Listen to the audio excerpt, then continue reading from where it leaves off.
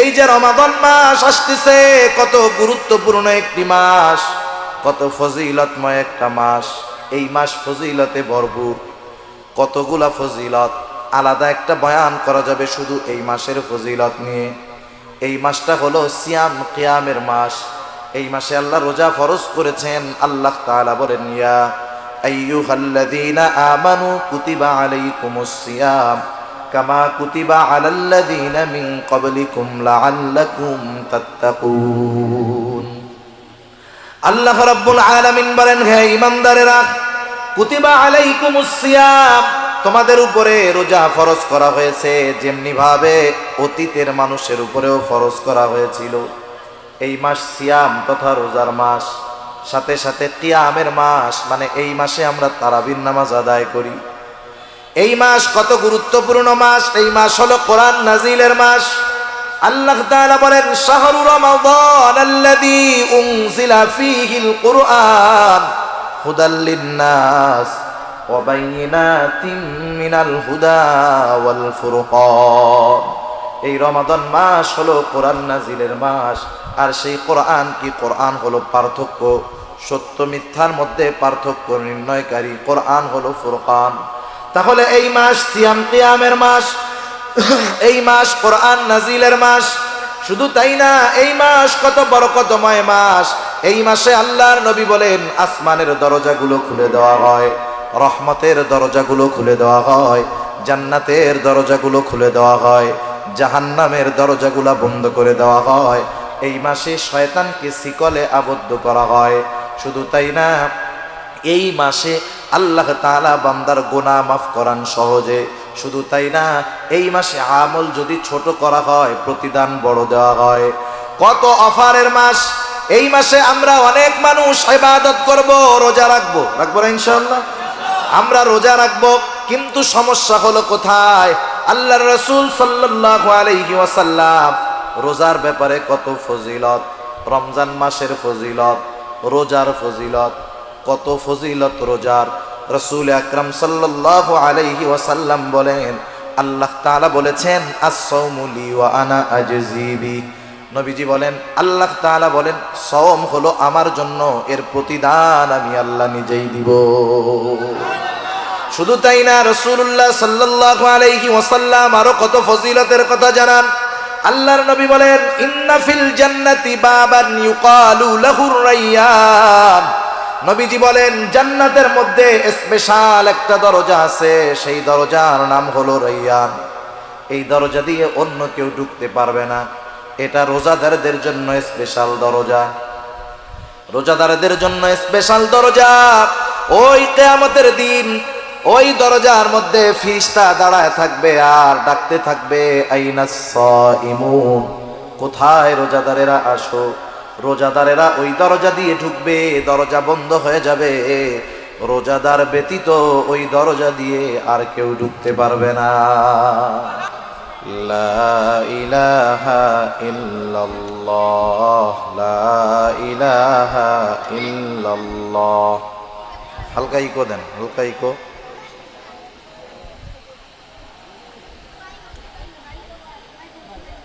লা ইলাহা ইল্লাল্লাহ, লা ইলাহা ইল্লাল্লাহ, লা ইলাহা।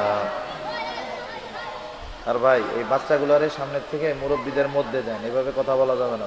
বাচ্চাগুলো শোনান, রাখবেন না, রাখবেন না। এক একজনের কাছে নিয়ে বসান, ওরা থাকবে, যাইতে দিয়েন না।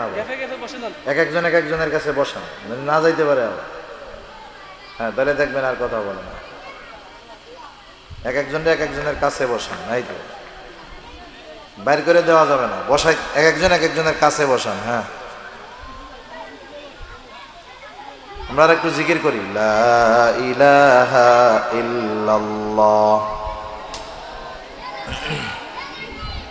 সাউন্ড মিলাইতে পারতেছেন না।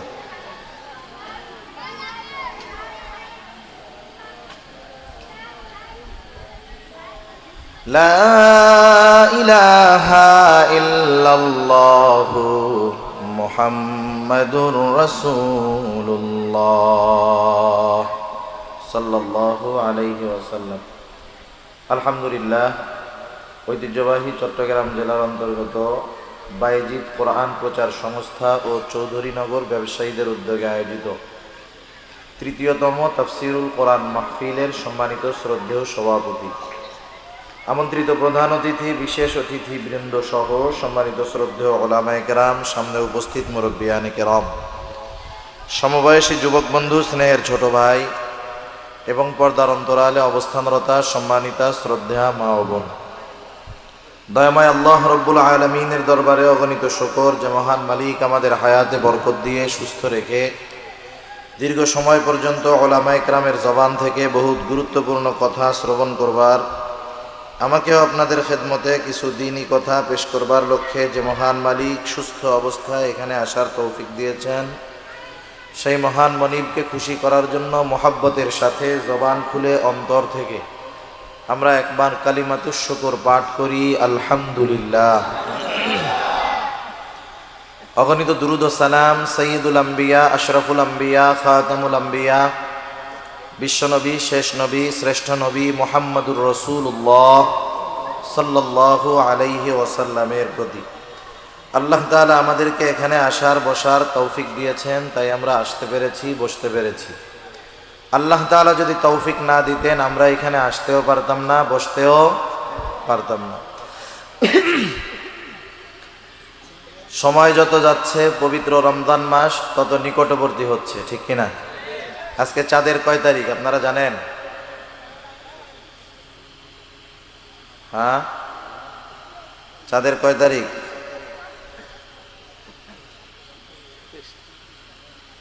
আজকে চাঁদের কয় তারিখ আমরা কেউ জানি না। 22 তারিখ।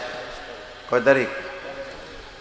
রাসূলুল্লাহ সাল্লাল্লাহু আলাইহি ওয়াসাল্লাম বলেন, আহসু হিলাল শাবান আলি রমাদান, তোমরা রমজানের জন্য, রোজার জন্য এই চাঁদের হিসাব রাখো। আহসু হিলাল শাবান, শাবানের চাঁদের তারিখগুলা তোমরা গণনা করো, হিসাব করো। কেন? লি রমাদান, রমাদানের জন্য। আজকে ইংরেজি কয় তারিখ জানেন? হ্যাঁ, অনেকে জানলেও এখন বলবে না।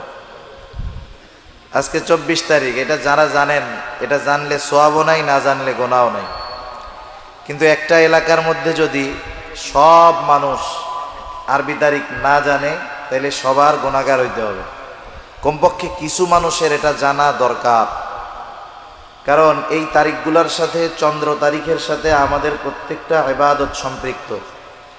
রোজা বলেন, যাকাত বলেন, হজ বলেন, এগুলার সাথে চন্দ্র মাসের, চন্দ্র তারিখের সাথে সম্পর্ক। সৌরবর্ষের সাথে এগুলার কোনো সম্পর্ক নাই।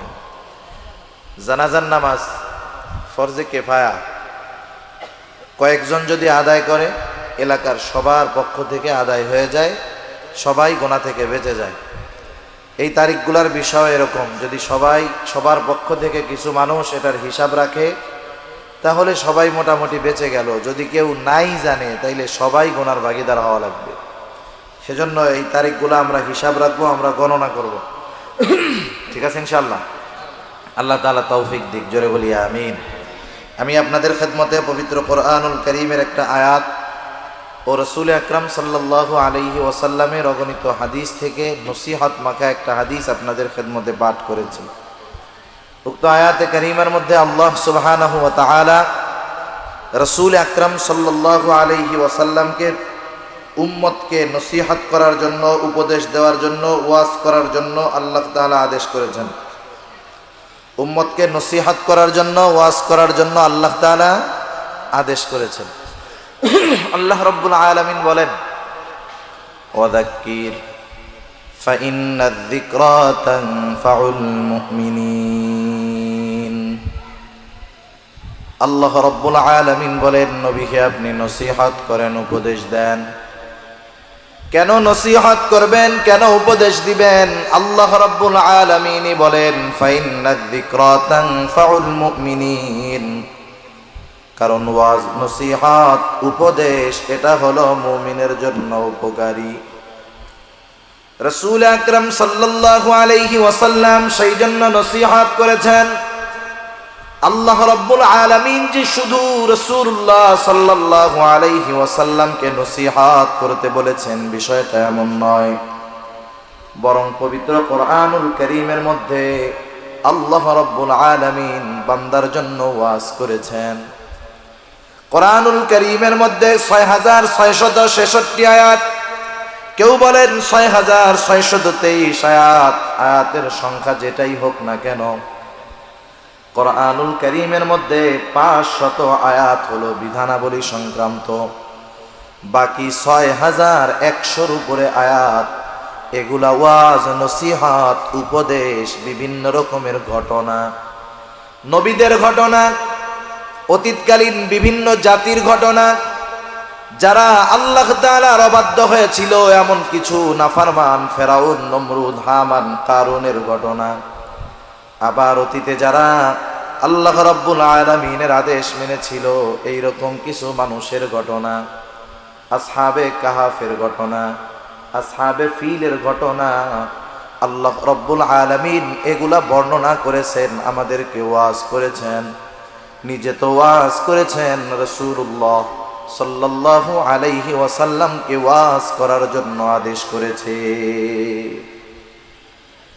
কেন ওয়াজ করার জন্য আদেশ? কারণ আল্লাহ তাআলা বলেন ফাইন্নায যিকরা তানফাউল মুমিনিন, কারণ ওয়াজ, নসিহত, উপদেশ এটা হলো মুমিনের জন্য উপকারী।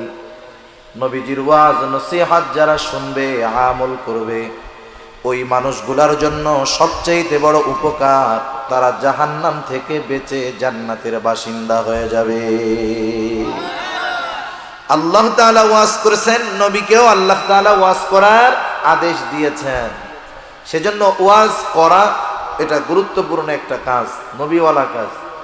আর যারা ওয়াজ শুনে, নবীজি ওয়াজ করেছেন সাহাবাদের সামনে। কাদের সামনে? সাহাবাদের সামনে। ওয়াজ শোনাও এটা সাহাবাওয়ালা কাজ। সেজন্য এই দামি কাজটা আমাদেরকে আল্লাহ তাআলা ইখলাসের সাথে আমলের নিয়তে করার তৌফিক দান করুন। আরো জোরে বলি আমিন।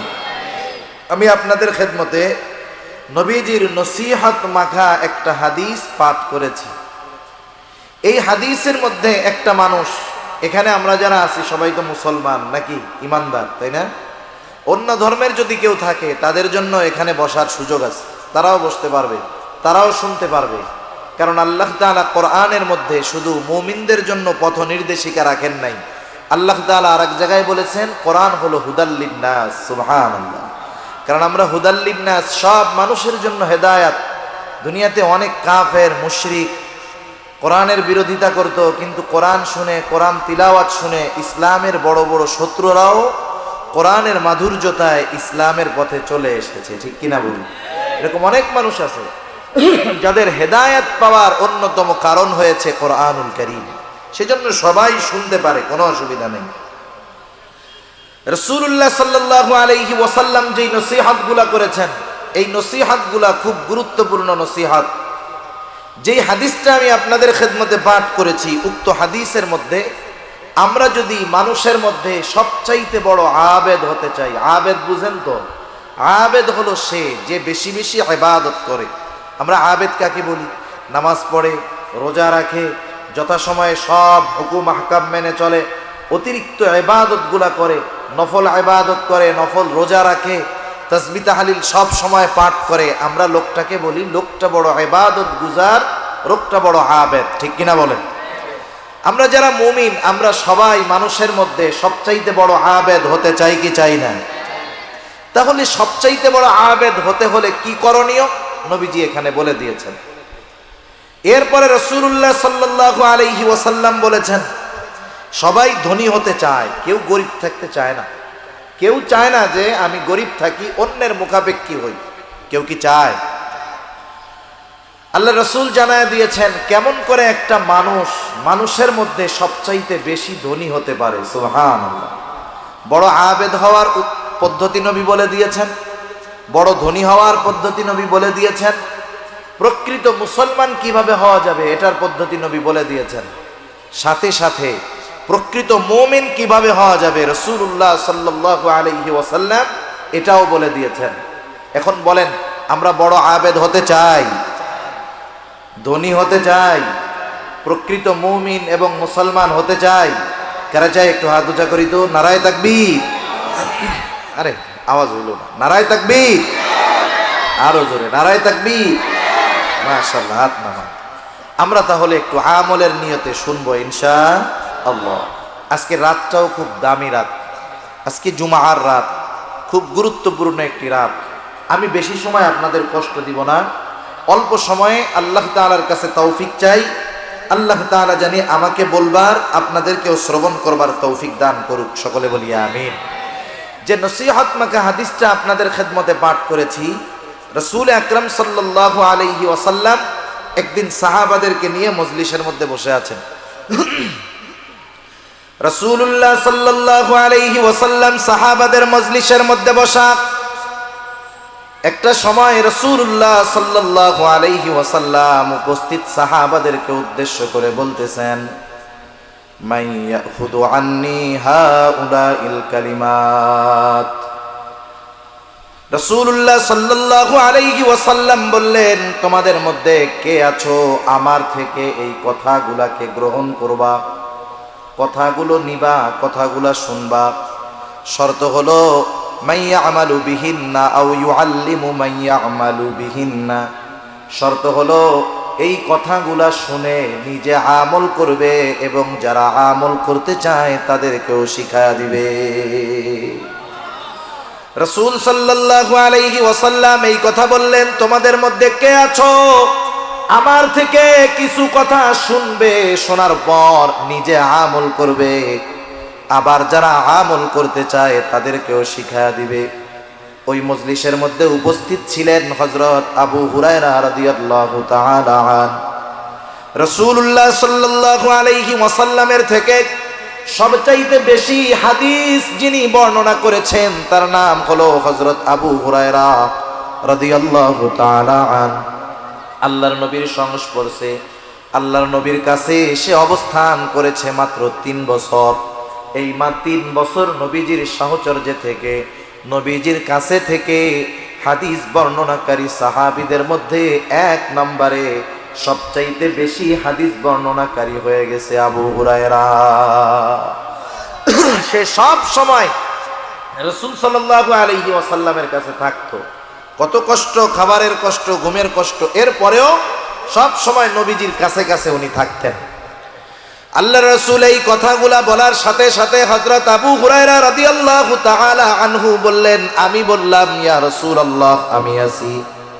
কুলতু আনা ইয়া রাসূলুল্লাহ, হে আল্লাহর রাসূল, আমি আবু হুরায়রা কথাগুলা শুনবো, শুধু শুনবো তাই নয়, নিজে আমল করব, আবার যারা আমল করতে চায় তাদেরকেও শিখায়া দিব। হযরত আবু হুরায়রা রাদিয়াল্লাহু তাআলা আনহু আল্লাহর রাসূলের কাছে আসলেন। তিনি বলেন, ফাখাযা বিয়াদি ফাআদ্দা খামসা। রাসূল সাল্লাল্লাহু আলাইহি ওয়াসাল্লাম আমার হাতটাকে শক্ত করে ধরলেন। একটা মানুষ কখন আরেকজনের হাত ধরবে? যখন তার সাথে সম্পর্ক ভালো, অথবা অনেক সময় দেখবেন গুরুত্বপূর্ণ কথা বলার সময় বন্ধু হোক, ভাই হোক, বাবা হোক, অনেক মানুষ আছে সাথে গুরুত্বপূর্ণ কথা বলার সময় হাতটা শক্ত করে ধরে মনোযোগটা তার দিকে নেয়। রাসূলুল্লাহ সাল্লাল্লাহু আলাইহি ওয়াসাল্লাম আবু হুরায়রা রাদিয়াল্লাহু তাআলা আনহুর হাত ধরলেন। আবু হুরায়রা বলেন, ফাআদ্দা খামসান, গুনে গুনে নবীজি আমাকে 5টা উপদেশ দিলেন। কয়টা উপদেশ? আরো জোরে বলেন, কয়টা? 5টা উপদেশ দিলেন। 1 নম্বরে নবীজি বললেন, ও আবু হুরায়রা, ইত্তাকিল মাহারিমা তাকুন আবাদান নাস। রাসূলুল্লাহ সাল্লাল্লাহু আলাইহি ওয়াসাল্লাম 1 নম্বরে বললেন, ও আবু হুরায়রা, তুমি সকল প্রকার নিষিদ্ধ বিষয় থেকে বেঁচে থাকো, হারাম থেকে বেঁচে থাকো, পাপ থেকে বাঁচো, গুনার থেকে বাঁচো। ইত্তাকিল মাহারিম, সকল হারাম থেকে বেঁচে থাকো। তাহলে লাভটা কি হবে আবু হুরায়রা? যদি তুমি সব হারাম থেকে, নিষিদ্ধ বিষয় থেকে বাঁচতে পারো, তাকুন আবাদান নাস, তুমি নিষিদ্ধ বিষয়, হারাম জিনিস থেকে বাঁচো, তাহলে তুমি মানুষের মধ্যে সবচাইতে বড় আবেদ হয়ে যাবা।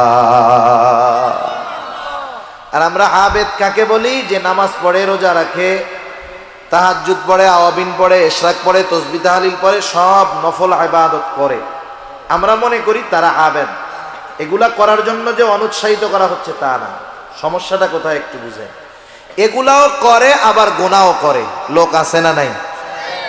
মনে করেন এমন মানুষ হয়তো আপনাদের এলাকায়ও থাকতে পারে, আমাদের এলাকায়ও আছে, নিজে 5 ওয়াক্ত নামাজ যথা সময়ে পড়ে, কোনো নফল নামাজ বাদ যায় না, নফল রোজাগুলা বাদ যায় না।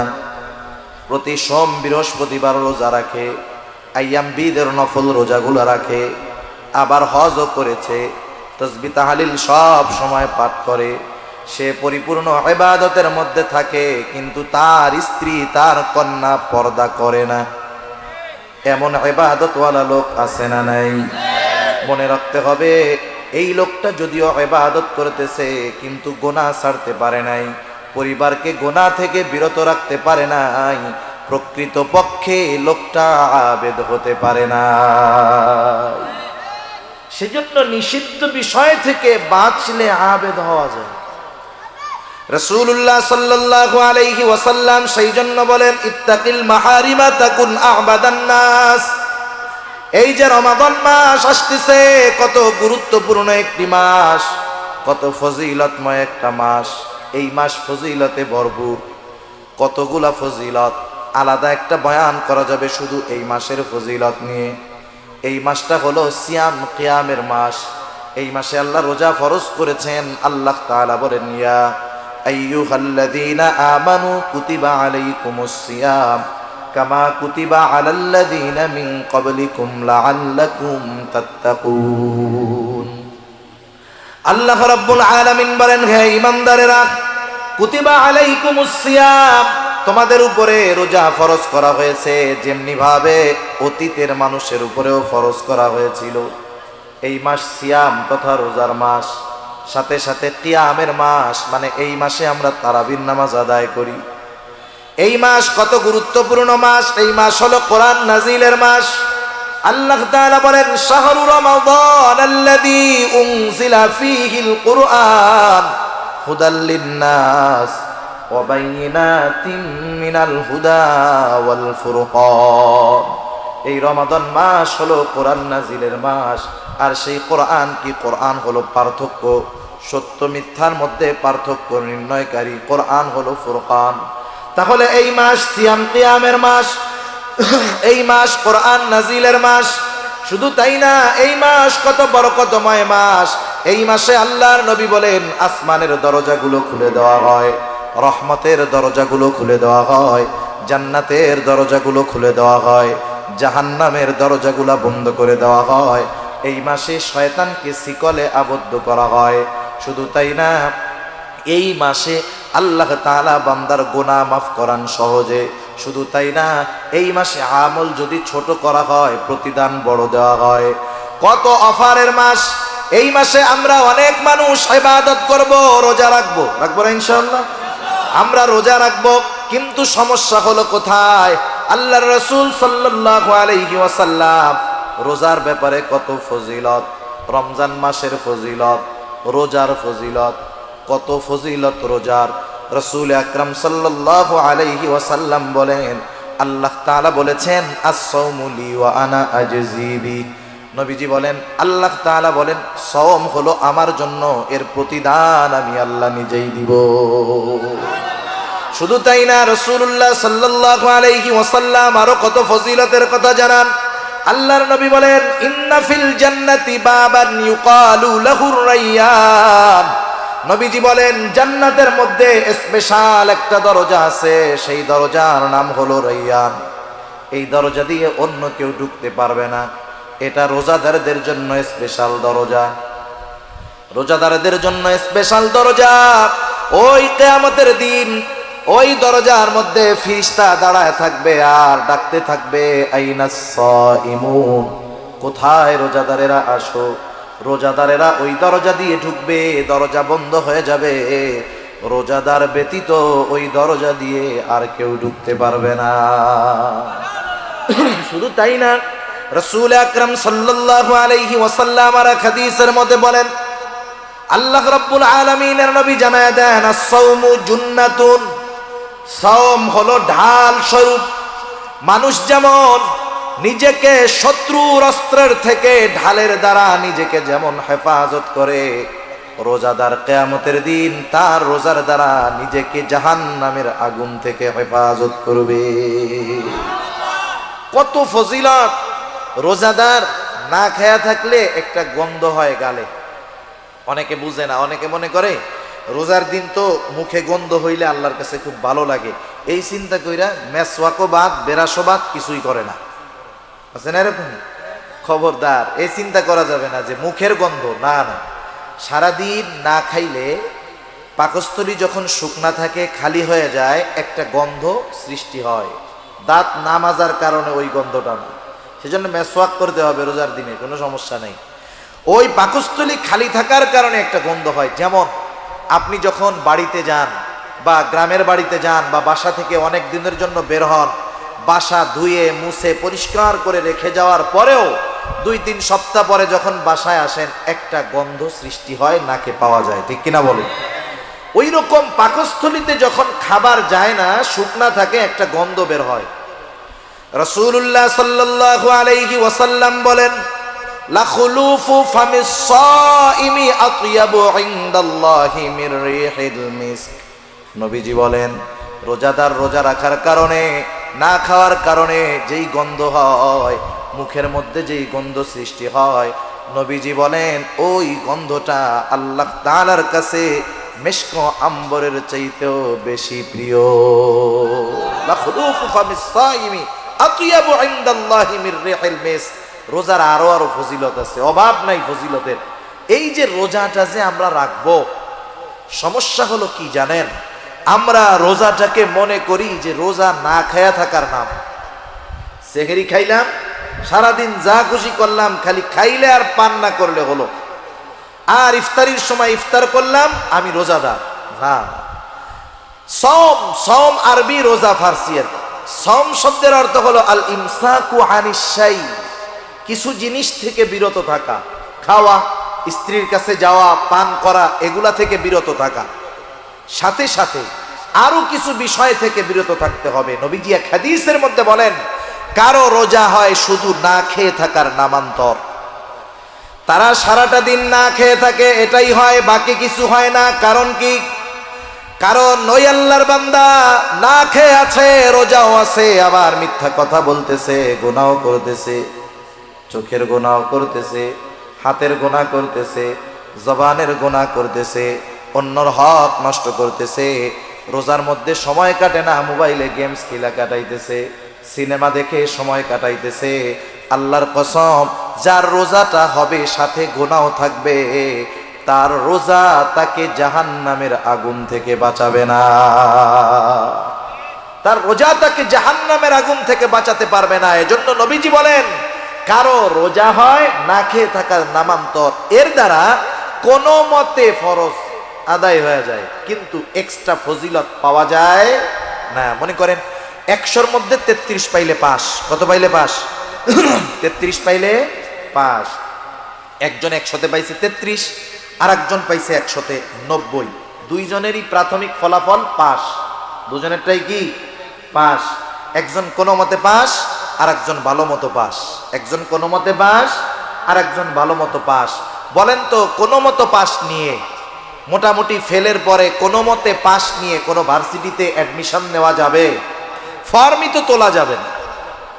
এই বেটাও পাস, সেজন্য যে গোল্ডেন এ প্লাস পেয়েছে, ও সারা বাংলাদেশের যে কোনো ভার্সিটির ফর্ম উঠাতে পারবে, যে কোনো জায়গায় অ্যাপ্লাই করতে পারবে, ভর্তি পরীক্ষা দিতে পারবে। কিন্তু যে কোনো মতে পাস, সে কোনো মতে ঠেলা ঠুইলা মান সম্মান বাঁচাইছে, এই আর কি। এই পাশের দ্বারা চাকরি, ভালো জায়গায় ভর্তি, এটা অসম্ভব, ঠিক কিনা বলুন? ওই রকম ভাবে যে না খায়া থাকে, তারটা কোনো মতে রোজা হয়, কিন্তু ওই রোজার দ্বারা আল্লাহর থেকে প্রতিদান পাওয়া যায় না, জাহান্নামের আগুন থেকে ওই রোজা তাকে রক্ষা করতে পারে না। এজন্য যেহেতু আমরা কষ্ট করে রোজা রাখবো, রাতের বেলা তারাবি আদায় করব, আমরা প্রত্যেকেই সচেষ্ট থাকব, আমার না খেয়ে থাকা হবে একটা রোজা, আর সারাদিন গুনাহ অপরাধ অন্যায় থেকে বাঁচার মাধ্যমে হবে আর একটা রোজা। সেজন্য আমরা বিরত রাখবো নিজেদের জবান, চোখ, সকল প্রকার গান বাদ্য গুনাহ থেকে। ওই সময় তো করবোই, সব সময়ের জন্য সবগুলা ছাড়বো, কিন্তু ওই সময়ের জন্য স্পেশাল ভাবে ত্যাগ করার অভ্যাস করব। কারণ কি? কারণ রোজা আমাদেরকে আত্মসংযমের শিক্ষা দিবে, রোজা আমাদেরকে গুনাহমুক্ত জিন্দেগি গঠনের শিক্ষা দিবে। ওই কথাই নবীজি বলতেছেন, ও আবু হুরায়রা, ইবাদত করে কেউ আবেদ হতে পারে না যদি সাথে সে গুনাহ করে। তুমি ইবাদত করবা, গুনাহগুলো আগে ছাড়ো। তুমি গুনাহ ছাড়ো, অল্প ইবাদত করলেও দুনিয়ার মানুষ আবেদ না বললেও আল্লাহর দরবারে তুমি আবেদ বলে গৃহীত হয়ে যাবা। সুবহান। সেজন্য নবীও বলেন, আল্লাহ তাআলা বেশি ইবাদত চায় না। রাসূল আকরাম সাল্লাল্লাহু আলাইহি ওয়াসাল্লাম বলেন, আখলিস দীনাকা ইয়াকফিকাল আমালুল কলিল। তোমার ঈমান খাঁটি করো, অল্প আমল নাজাতের জন্য যথেষ্ট হয়ে যাবে। সেজন্য গুনাহমুক্ত আমল যদি হয়, গুনাহমুক্ত জিন্দেগি যদি হয়, গুনাহমুক্ত জিন্দেগি গঠনের অভ্যাস যদি হয়ে যায়, পাপ মুক্ত জিন্দেগি যদি আমরা গঠন করতে পারি, আমরা আমল অল্প করলেও আল্লাহর দরবারে আবেদ বলে স্বীকৃতি হয়ে যায়। সেজন্য গুনাহমুক্ত ইবাদত হবে, গুনাহ ছাড়তে হবে, অপরাধ ছাড়তে হবে, হারাম থেকে বেঁচে থাকতে হবে, গুনাহ ছাড়ার প্রতিজ্ঞা করতে হবে। কারণ অনেক মানুষ আছে একটা গুনাহ ছেড়ে তাওবা নসিব হয়েছে, আল্লাহর জান্নাতের বাসিন্দা হয়ে গেছে, আছে না নাই? সেজন্য আমরা জীবনের প্রত্যেকটা কাজ যদি শেষ কাজ মনে করে করি, তাহলে গুনাহমুক্ত জিন্দেগি গঠন করা সহজ। আরে গুনাহ ছেড়ে নেকের কাজ করে নাই, গুনাহ ছাড়ছে, তাওবা করছে, ও আল্লাহর দরবারে প্রিয় বান্দা হয়ে আল্লাহর দরবারে হাজির হয়েছে। সুবহানাল্লাহ। সেজন্য গুনাহ ছাড়ার দরকার, পাপ মুক্ত জিন্দেগি দরকার। রাসূলুল্লাহ সাল্লাল্লাহু আলাইহি ওয়াসাল্লাম সাহাবাদের সামনে বনি ইসরাইলের এক জালেমের ঘটনা বারবার বর্ণনা করে শোনাইছেন। রাসূলুল্লাহ সাল্লাল্লাহু আলাইহি ওয়াসাল্লাম বলেন, অতীতকালে বনি ইসরাইলের মধ্যে একজন জালেম ছিল। জালেম, সেই জালেমের নাম হলো কিফিল। হাদিসের মধ্যে আসছে কাফ ফা লাম, কিফিল হলো তার নাম। এই লোকটার ব্যাপারে নবীজি বলেন, এমন কোন গুনাহ নাই যেটা কিফিল করে নাই, এমন কোন গুনাহ নাই যেটা কিফিল করে নাই। রাসূল আকরাম সাল্লাল্লাহু আলাইহি ওয়াসাল্লাম বলেন, একদিন ওই জালেম কিফিলের কাছে একটা লোক আসছে, একটা মহিলা আসছে কিছু টাকা নেওয়ার জন্য। মহিলা জালেম কিফিলের কাছে এসে বলে, ও কিফিল, আমি অভাবে পড়েছি, কষ্টে আছি কিফিল, আমাকে কিছু সহযোগিতা করো, আমাকে কিছু টাকা ধার দাও।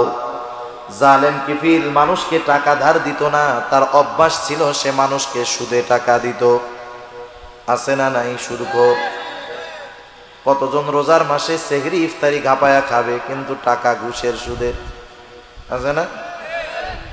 একবারে সামনে ডালি ভরা ইফতারি, সেহরির অভাব নাই, কিন্তু টাকা হারাম। হায় হায়, এই হারাম খাইয়া হারাম পইরা ইবাদতই তো কবুল হবে না, ঠিক না?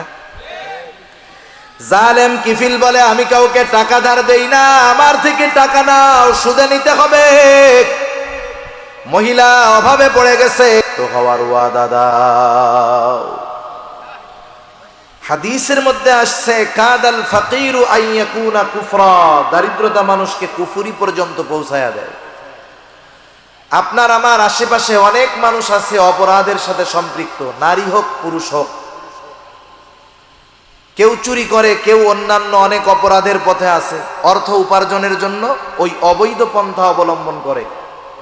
আপনি একটু নিরিবিলি তাকে ডাক দিয়ে জিজ্ঞাসা করবেন যে, তুমি যে চুরি করতেছো, এই লাইনে আসছো, এটা কি ভালো কাজ? কেন আসছো? অধিকাংশ মানুষের উত্তর একটাই হবে আমার মনে হয়, যে এই পথে আমার আসার কারণ হলো আমার অভাব। আমি অভাবের কারণে চুরি করি, অভাবের কারণে ছিনতাই করি। একটা সময় আস্তে আস্তে সে কি হবে? চোর থেকে ডাকাত হবে, খুনি হবে, সন্ত্রাসী হবে, ঠিক কিনা বলেন? এখন এখানে আমাদের কিছু সামাজিক দায়বদ্ধতা আছে, শহরে হোক গ্রামে হোক।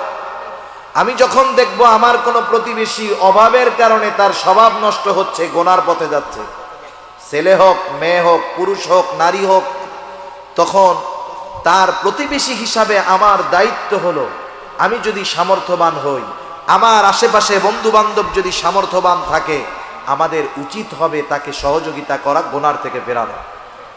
কারণ ওই ছেলেটা চুরি করেছে, আপনি যদি তাকে মামলা দিয়ে জেলে দেন, ও জেলের মধ্যে গিয়ে তো আর আল্লাহর ওলিদের সাথে থাকবে না। ও চুরি ডাকাতি করছে, ওদেরকে চোর ডাকাতদের সাথেই রাখবে। ওইখানে গিয়ে চুরির দায়ে জেলে গিয়ে ডাকাতি শিখে আসবে, এরপরে আইসা ডাকাতি করবে। যারা ওকে জেলে দিয়েছে তাদের বাড়িতে ডাকাতি করবে, খুনিদের সাথে থেকে খুন কিভাবে করতে হয় শিখে আসবে। ওই পরিস্থিতি হওয়ার আগে আপনারা 10 জন, 20 জন, 30 জন, 40 জন মিলে আপনারা কিছু টাকা দিয়ে 200, 500, 100 টাকা দিয়ে একটা রিক্সা কিনে দেন না। এরপরে ওরে বলেন যে এই যে 10,000, 20,000 টাকা দিয়ে তোর একটা রিক্সা কিনে দিলাম, তুই রিক্সা চালায় খা, তবু গোনার পথে যাইস না। একটু আবেগ নিয়ে বলেন, দরদ নিয়ে বলেন। এই ছোট একটু সামাজিক কাজ, সমাজের কর্ম, 10 জনে মিলে একটু সহযোগিতা একটা মানুষকে পাপের থেকে ফেরাতে পারে, ঠিক কিনা বলেন? একটা পরিবারের খাবারের ব্যবস্থা করতে পারে। সেজন্য এই বিষয়গুলো আমাদের খেয়াল রাখার দরকার। কারণ কি জানেন? কারণ আমি সামর্থ্যবান মানুষ, আমাকে আল্লাহ তাআলা ক্ষমতা দিয়েছে, আমি খেতে পারি, আর একজনকে খাওয়াতে পারি। আমার কোনো প্রতিবেশী যদি অপরাধ করে, গুনাহ করে, কিয়ামতের দিন যদি আল্লাহর দরবারে সে আসামির কাঠগড়ায় যায়, সে একা ওই কাঠগড়ায় দাঁড়াবে না। আমি সামর্থ্য থাকার পরেও তাকে সহযোগিতা না করার কারণে ওই অপরাধীর সাথে আমাকেও আল্লাহর আদালতে অপরাধীর সাথে দাঁড়াতে হবে, ঠিক কিনা বলুন? সেজন্য হাদিসের মধ্যে আসছে, কিয়ামতের দিন আল্লাহ রাব্বুল আলামিন একদল মানুষকে বলবে, শোনো, আমি অভুক্ত ছিলাম, দুনিয়াতে তোমরা আমাকে খানা দাও নাই। আমি পিপাসিত ছিলাম, আমাকে তোমরা পানি দাও নাই। আমি বস্ত্রহীন ছিলাম, বস্ত্র দাও নাই। মানুষরা বলবে, আল্লাহ, আপনার তো এগুলার কোনো কিছুর প্রয়োজন নাই, আপনি কারো মুখাপেক্ষী নয়, এগুলার মুখাপেক্ষী নয়। আপনাকে যদি পাইতাম অবশ্যই দিতাম। তখন আল্লাহ তাআলা বলবে, ও আমার গোলাম, তোমার প্রতিবেশী অভুক্ত ছিল, তাকে তুমি খানা দাও নাই, বস্ত্রহীন ছিল, বস্ত্র দাও নাই, পিপাসিত ছিল, পানি দাও নাই, চিকিৎসার দরকার ছিল, তুমি চিকিৎসা করাও নাই। অথচ তুমি সামর্থ্যবান ছিলা, তুমি যদি তোমার প্রতিবেশীকে সাহায্য সহযোগিতা করতা, ওইটা আমি আল্লাহ পেয়ে যাইতাম।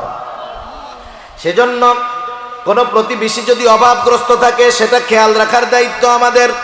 যাই হোক, এইবার জালেম কিফিলের শর্ত মহিলা মেনে নিল। অভাবের কারণে, প্রয়োজনের কাছে হেরে গেল মহিলা, জালেম কিফিলের শর্ত মেনে নিল। নির্ধারিত দিনে জালেম কিফিল মহিলার কাছে হাজির। একেবারে দরজা জানালা আটকানো, কেউ বাধা দেওয়ার নাই। জালেম কিফিল সে তার কর্ম করার জন্য প্রস্তুতি নিচ্ছে, আর মহিলা থরথর করে কাঁপতেছে।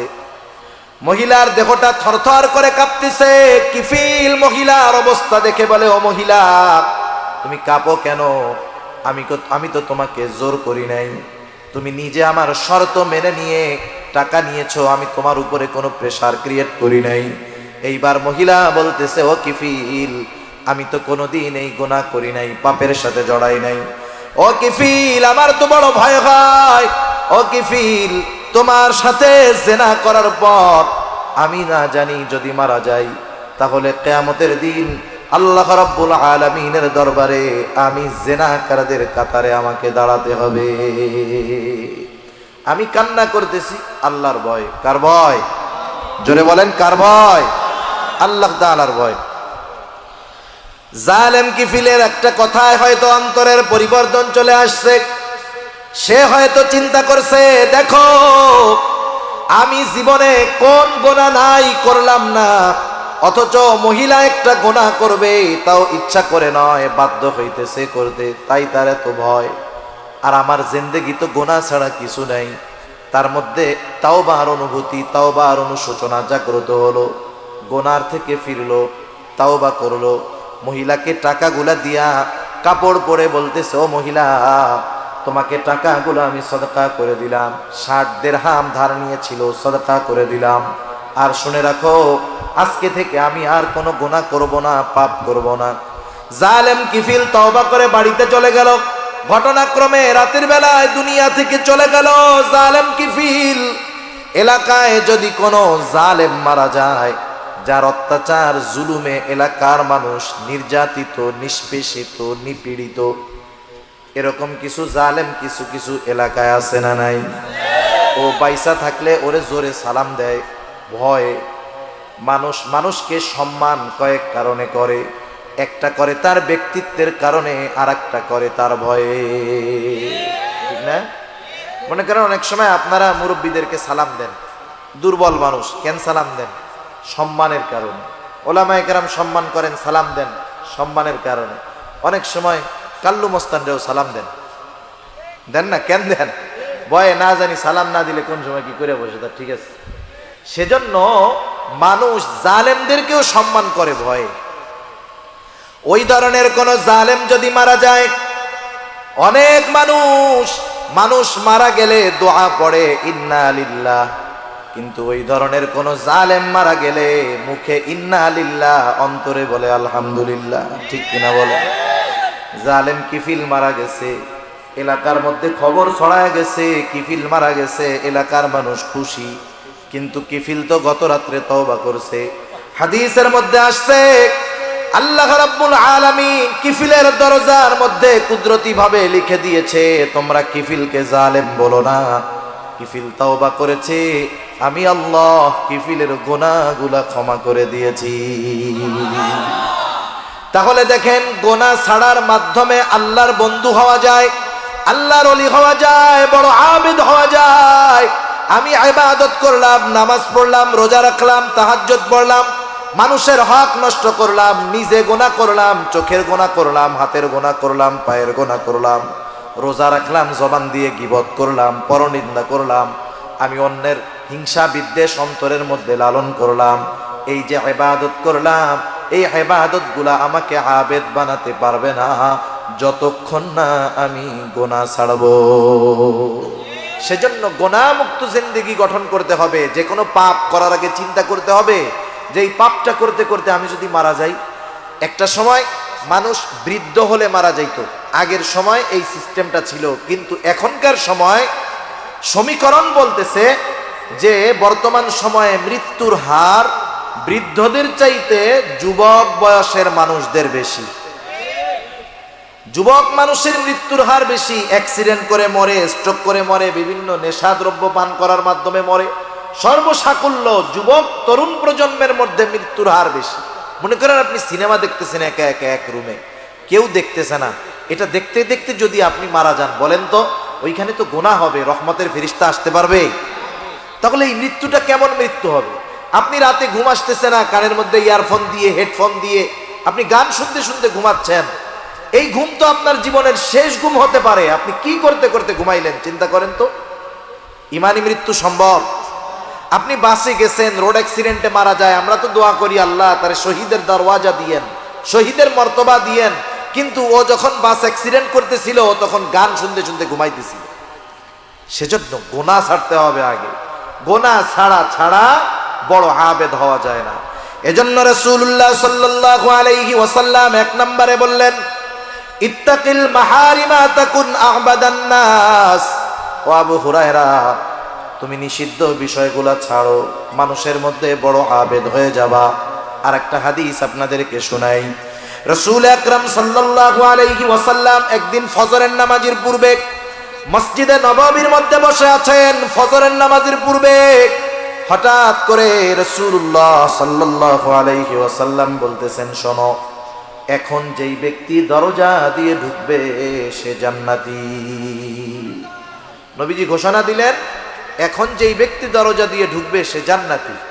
এই ঘোষণা দেওয়ার সাথে সাথে সবার নজর দরজার দিকে, কোন আল্লাহর বান্দা ঢুকতেছে। সবাই দরজার দিকে তাকায় দেখলো একজন লোক ঢুকছে। যেই লোকটার অজুর পানি দাড়ি বেয়ে বেয়ে পড়তেছে আর বাম হাতের মধ্যে তার জুতা, এই লোকটা মসজিদের দরজা দিয়ে ঢুকলো। প্রথম দিন গেল, দ্বিতীয় দিন আবার রাসূলুল্লাহ সাল্লাল্লাহু আলাইহি ওয়াসাল্লাম বলতেছেন, ফজরের নামাজের পূর্বে এখন যেই ব্যক্তি দরজা দিয়ে ঢুকবে সে জান্নাতি। সবার নজর দরজার দিকে। দেখা গেল গতদিন যেই লোকটা যেই অবস্থায় ঢুকছিল আজকেও সে ঢুকছে। তার মানে অজুর পানি দাড়ি বেয়ে পড়তেছে আর হাতের মধ্যে জুতা নিয়ে মসজিদে ঢুকলো। 2 দিন চলে গেল। তৃতীয় দিন ফজরের নামাজের পূর্বে আবার রাসূলুল্লাহ সাল্লাল্লাহু আলাইহি ওয়াসাল্লাম বলেন, শোনো, এখন যেই ব্যক্তি দরজা দিয়ে ঢুকবে সে জান্নাতি। আবার তাকায় দেখে সবাই গত 2 দিন যে ঢুকছে আজকেও সে। এক লোকের ব্যাপারে নবীজির ঘোষণা পরপর 3 দিন যে লোকটা জান্নাতি, এই লোকটা যে জান্নাতি কোনো সন্দেহ আছে? কোনো সন্দেহ নেই। একজন সাহাবী, তার নাম হলো আব্দুল্লাহ ইবনে আমর ইবনুল আস রাদিয়াল্লাহু তাআলা।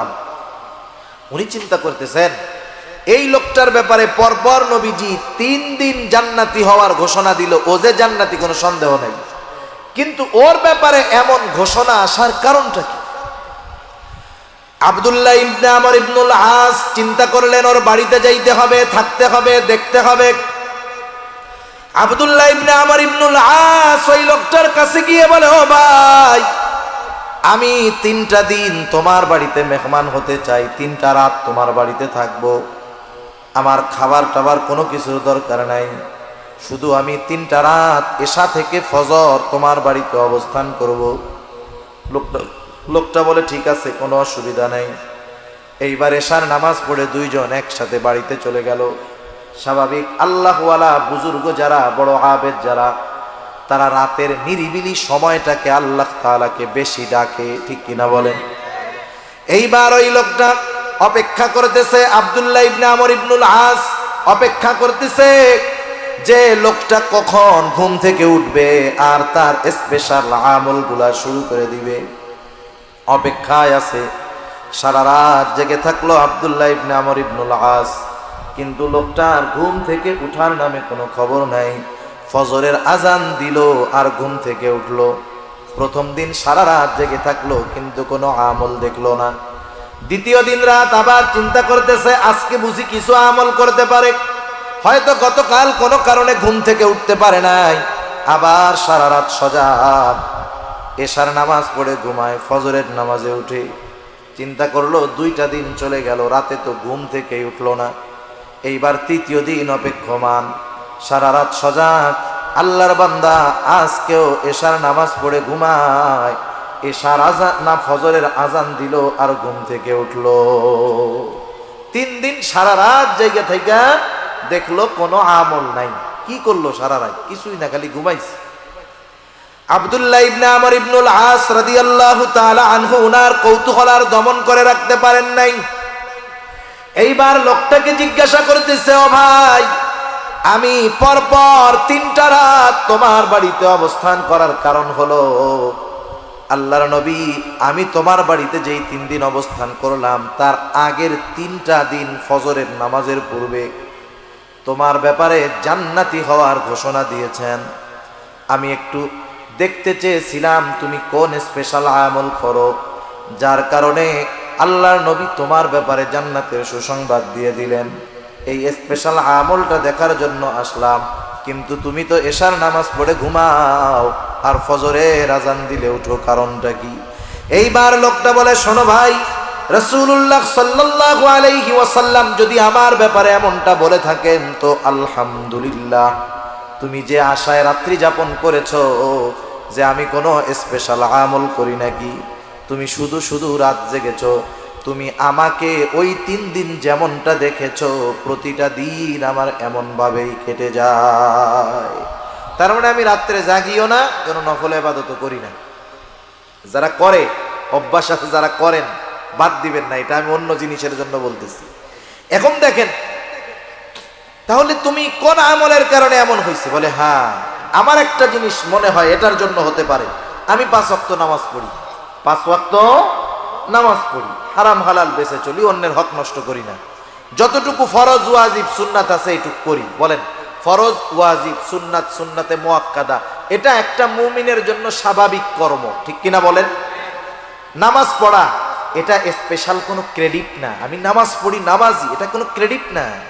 এটা আমার দায়িত্ব, এটা আমার কর্ম, এটা আল্লাহর পক্ষ থেকে আমার প্রতি আদেশ, এটা আমি করতে বাধ্য। তা আমি ওইগুলাই করি। আর অতিরিক্ত কি করি?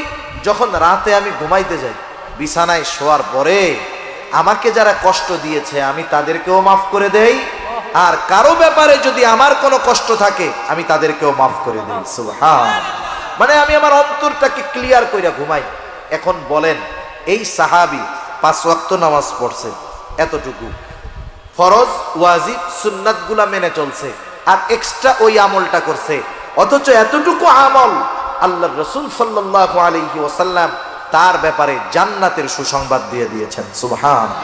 এজন্য আমি আপনাদেরকে বলতে চাই যে কথা, যে অনেক ইবাদত করার কথা আমি আপনাদের বলবো না, আমি অনুরোধ করব গুনাহ ছাড়েন, আর ফরজ ওয়াজিব সুন্নাতে মুআক্কাদা এতটুকুর মধ্যে জীবনটাকে আনেন।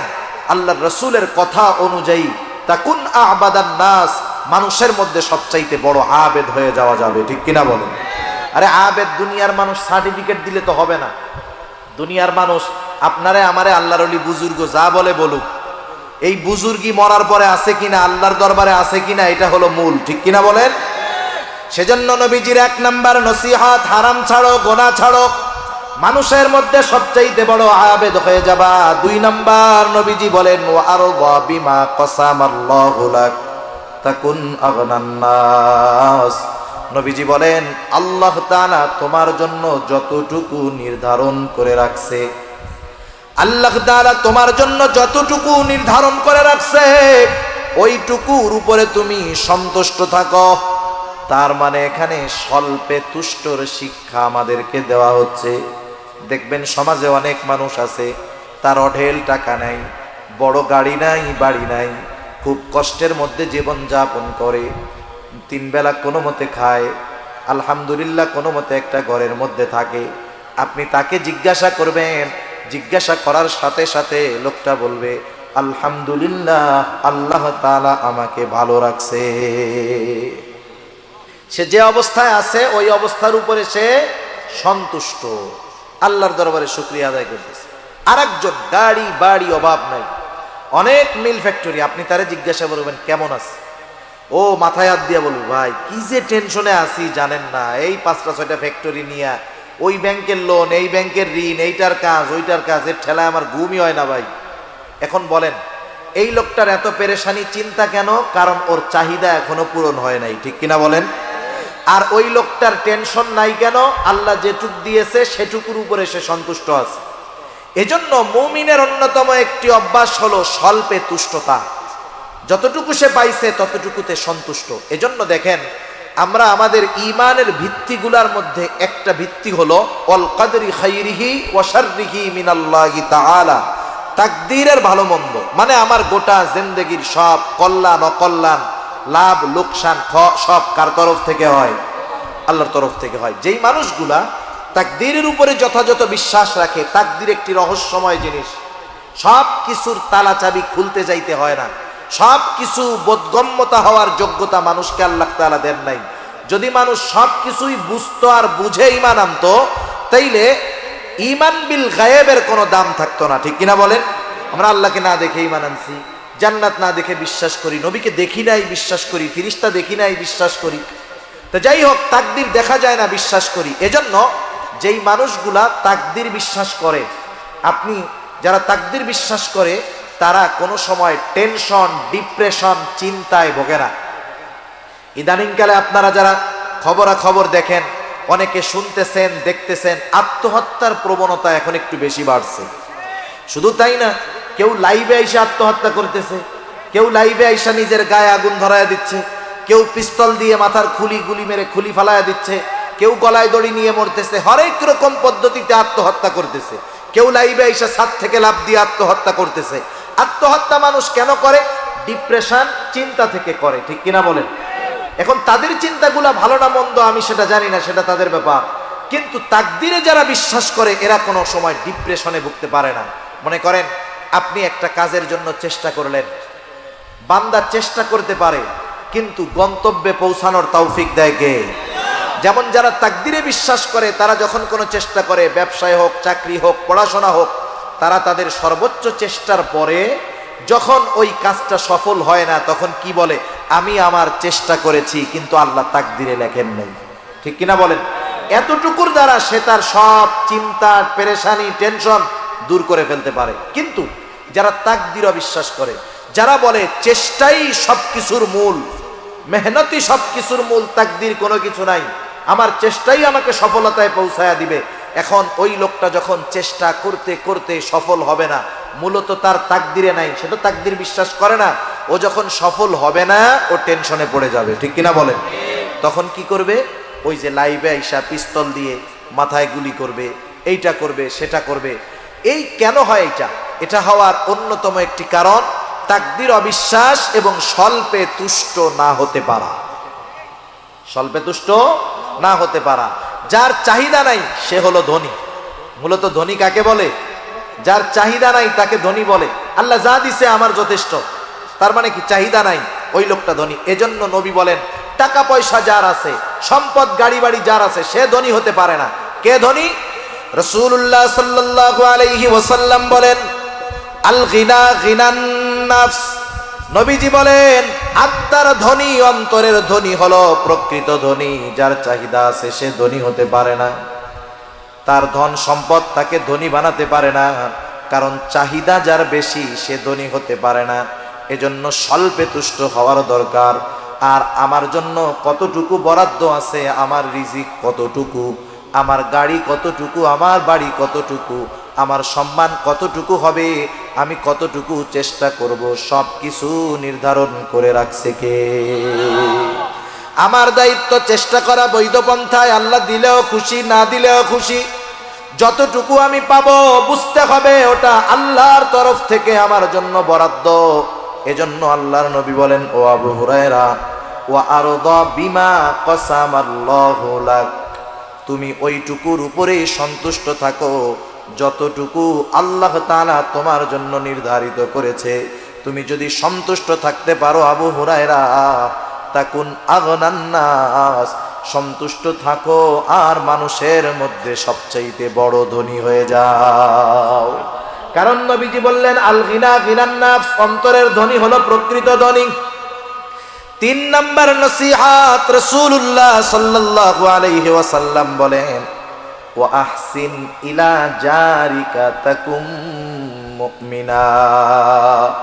রাসূল সাল্লাল্লাহু আলাইহি ওয়াসাল্লাম বলেন তুমি প্রতিবেশীর সাথে উত্তম আচরণ করো, তাহলে তুমি প্রকৃত মুমিন হয়ে যাবা।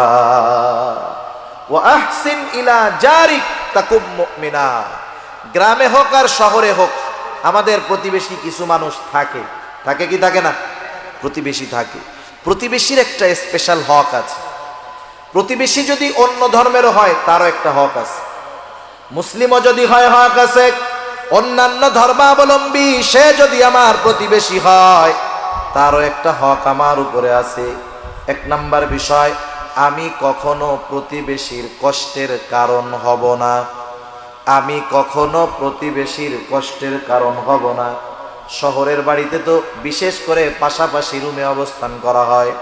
আমার রুমে আমি ধুম সেট, এক সেটের মধ্যে সাউন্ড দিয়া গান শুনতেছি। কি আছে না এরকম? এমন গান শুনে জমিন সহ এরকম এরকম কাঁপে, জমিনও কাঁপে।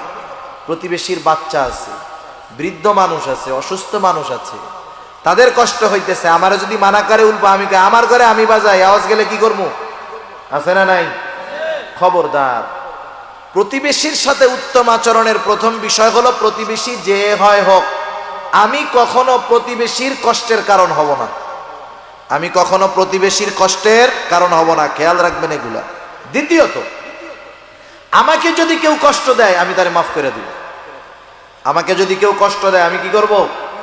মাফ করে দিব। এর দ্বারা আল্লাহ সম্মান বাড়ায় দিবে। 1 নম্বরে আমি কষ্টের কারণ হব না, মানে আমি কষ্ট দিব না। 2 নাম্বার, আমারে যদি কেউ কষ্ট দেয় আমি তারে মাফ করে দিব। কষ্ট অনেক সময় অনেকে ইচ্ছায় না, অনিচ্ছায়ও দেয়, ঠিক না? গ্রামের বাড়িতে যদি হয় এরকম, মনে করেন গ্রামের বাড়িতে আপনার প্রতিবেশী মুরগি লালন পালন করে, গরু লালন পালন করে, ছাগল লালন পালন করে। গরু, ছাগল, মুরগি এদেরকে কি ওয়াজ করলে কাজ হবে নাকি?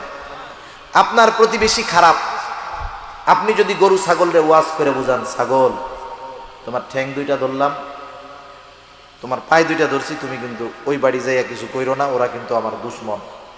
ছাগল কানে ঝাড়া দিয়ে বলবে যে আমি একটু ওই বাড়ি থেকে ঘুরে আসি, ঠিক কিনা বলেন? এখন দেখেন, আমার প্রতিবেশী ছাগল লালন পালন করতে পারে, আমার প্রতিবেশী মুরগি লালন পালন করতে পারে, আমি করি না। অনেক সময় আমাদের বাসায় বাড়িতে আসে কি আসে না, আমরা কি করি জানেন? লাঠি নিয়ে রেডি থাকি, আউট খালি। খবরদার, কেউ যদি এই ধরনের কোনো কষ্ট কারো মাধ্যমে আসে, আমি তার উপরে বিরক্ত হব না। কারণ ছোট বাচ্চা অনেক সময় এসে কষ্ট দিতে পারে, মুরগির বাচ্চা আসতে পারে, ছাগলের বাচ্চা আসতে পারে। কিন্তু আফসোস, বরিশালের এক জায়গায় 2 বছর আগে কি হয়েছে, একটা হাঁস একজনের বাড়ি গেছে। হাঁস কেন আসলো এটা নিয়ে দুজনের মধ্যে গ্যাঞ্জাম, মারামারি লাগছে, একজন জায়গায় মারা গেছে। এখন বলেন, হাঁস যদি বুঝতো লোকটা এত খারাপ, তাহলে হাঁস যাইতো নাকি? যাইতো না। আমাদের পাশের বাড়ি সেই দিন দেখতেছি, এতকাল 2 ফ্যামিলির মধ্যে খুব ভালো সম্পর্ক, একজন একটা গরু পালে, ওই পাশে যায় আর ওই পাশের লোক ধুমসে বিড়ানি দেয়। এবার গ্যাঞ্জাম মধ্যে দিয়ে কঠিন আকারে বেড়া দিয়ে দিয়েছে। অথচ চিন্তা করেন, আপনার বাসায় আমার বাসায় আল্লাহ না করুক আগুন লেগে যদি যায়, আমার অমক আছে তমক আছে, আমার ভাই এসপি, আমার ভাই ডিসি, আমি তো গ্রামে থাকি, তারা তো ঢাকা শহর থাকে। এখন আমার প্রতিবেশী আগুন লাগার পরে আমার সাথে সম্পর্ক ভালো নাই, ও প্রতিবেশী যদি চিন্তা করে ওর এসপি ডিসি ভাইদেরা তো পাওয়ার দেখায়, আমি বৈশা থাকি আল্লাহর নামে কম্বলের তলে, এসপি ডিসি এসে আগুন নেবার। এসপি ডিসি আসতে আসতে ওই ঘর আর ঘর থাকবে না, ছাই হয়ে যাবে, ঠিক কিনা বলেন? সেজন্য আমি যখন কোনো বিপদে পড়ি, আমার সাহায্যে আমার কোনো আত্মীয় আগে আসতে পারে না, আমার কোনো বন্ধু বান্ধব আসতে পারে না, আমার বড় চাকরিজীবী ভাই বন্ধু আসতে পারে না। আমার বিপদে সর্বপ্রথম আমার প্রতিবেশী চলে আসে আগে। আমি যদি অসুস্থ হয়ে যাই, আমাকে হাসপাতালে নেওয়ার প্রয়োজন, ওই গভীর রাতে আমার আত্মীয় স্বজন ঢাকায়, তারা যাইতে পারে না, কিন্তু আমার প্রতিবেশী আমাকে গাড়িতে করে হসপিটালে নিয়ে যায়। এই জন্য 1 নম্বরে আমি নিজে উত্তম প্রতিবেশী হব। আমি কারো কষ্টের কারণ হব না, কাউকে কষ্ট দিব না। কেউ যদি কোনোভাবে অনাকাঙ্ক্ষিতভাবে কারো দ্বারা যদি কষ্ট পাই, অবশ্যই অবশ্যই আমি তাকে মাফ করে দিব। মুরগি ছাগল আসে, আমরা কষ্ট পাবো না, তাদের প্রতি রাগ হব না, এর দ্বারা লাভ কি হবে? 1 নাম্বার, কষ্ট না দেওয়ার কারণে আমি উত্তম প্রতিবেশী হব। 1 দিন 2 দিন 3 দিন কেউ যদি আমাকে কষ্ট দেয়, আমি যদি একটু সবর করি, এক সময় ওই লোকটা চিন্তা করবে, আহারে আমার প্রতিবেশীকে আমি কতভাবে কষ্ট দিলাম, কিন্তু আমার প্রতিবেশী কখনো আমাকে কষ্ট দেয় না, প্রতিবাদ করে না। যা হোক, আজকে থেকে তার সাথে আর খারাপ ব্যবহার করা যাবে না, আমার প্রতিবেশীকে আর কষ্ট দেওয়া যাবে না। উত্তম প্রতিবেশী এটা অন্যতম একটা নেয়ামত। হাদিসের মধ্যে আসছে 4টা জিনিস খুব গুরুত্বপূর্ণ, এর মধ্যে একটা হলো উত্তম প্রতিবেশী। প্রত্যেকে আমাদের অভ্যাস হলো আমরা উত্তম প্রতিবেশী চাই, আমরা চাই যে আমার প্রতিবেশী ভালো হোক, কিন্তু আমি ভালো হইতে চাই না। কথা বুঝেন নাই?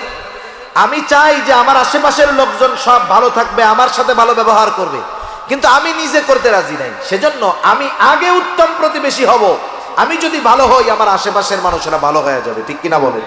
উত্তম প্রতিবেশীর দাম আছে। আব্দুল্লাহ ইবনে মুবারক রাহমাতুল্লাহি আলাইহি, জগৎ বিখ্যাত একজন মুহাদ্দিস আব্দুল্লাহ ইবনে মুবারক। আব্দুল্লাহ ইবনে মুবারকের বাড়ির সাথে একটা জমি বিক্রয় হবে, একজন বেধর্মী জমিটা বিক্রয় করবে, বিজ্ঞাপন লাগায় দিছে এই জমিটা বিক্রয় হইবে, যোগাযোগ করেন। একের পর এক মানুষ এসে তার সাথে জমি কেনার ব্যাপারে কথা বলে, কিন্তু লোক না জমির যেই দাম তার দ্বিগুণ চেয়ে বসে আছে। প্রত্যেকটা জায়গার একটা বাজার মূল্য আছে না? বাজার মূল্য যদি 10 লাখ হয়, আপনি নয় 10,000, 20,000, 1 লাখ বেশি চাইলেন, কিন্তু বাজার মূল্য 10 লাখ, তুমি দ্বিগুণ কেন চাও?